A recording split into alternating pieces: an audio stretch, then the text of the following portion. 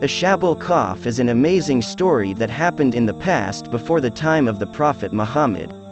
Ashabul Kahf is about 7 young men who fell asleep in a cave for 300 years.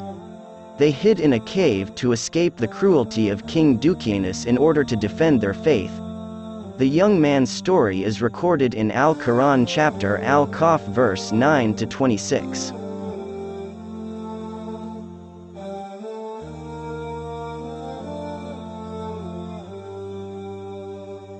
Ashabul Kahf happened in a country led by a tyrannical king.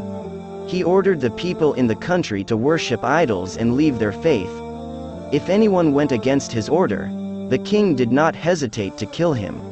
Therefore most of the people in the country became idol worshipper. During the reign of the said king, there were a small number of youths, who were the sons of rulers and noblemen. These young men felt that the king had gone too far for his cruelty towards the common people. In addition, the king also acknowledged himself as God.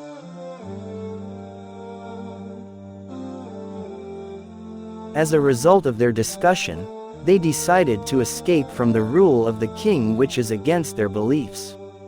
This is to save their belief that Allah is the most worthy of worship, not the king.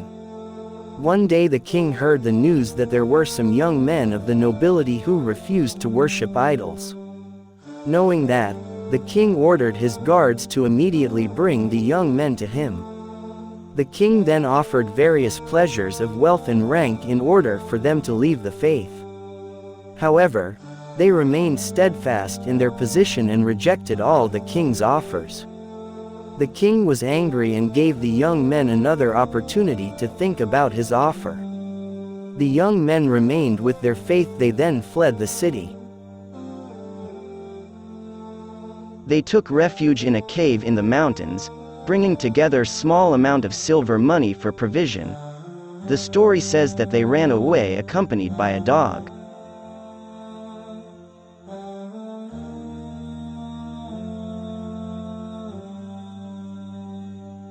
As a result of being tired from the long journey, they fell asleep in the cave while the dog stretched out his legs at the cave door.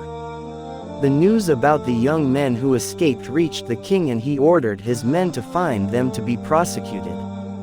They prayed and asked for protection from Allah subhanahu wa ta'ala to avoid the pursuit of the king's army, but Allah concealed the youths from their sight. Allah subhanahu wa ta'ala then closed their hearing and sight until they fell asleep for a long time, namely 300 years.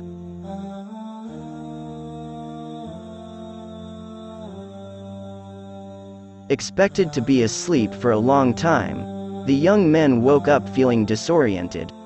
They were wondering how long they had been there. One of the young men answered that Allah knows best how long they have stayed. They agreed that only Allah knew the exact duration.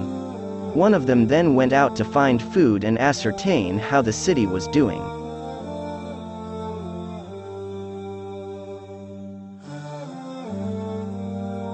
Heading towards the city area, the young man was surprised because the situation around had changed a lot, looking more modern than before he fled the city. He tried to buy some food with his coins, but the seller did not recognize the currency nor the markings on it, as the coins was from 300 years ago. He was brought to face the governor to explain himself.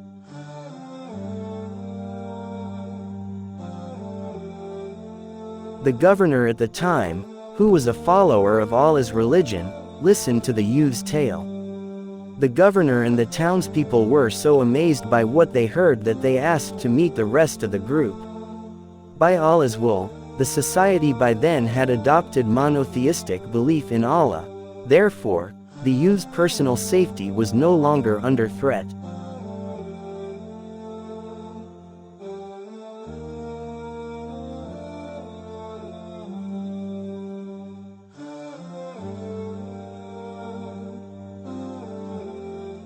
The lesson to learn from this story is that Allah Almighty puts the faith of a person to trial.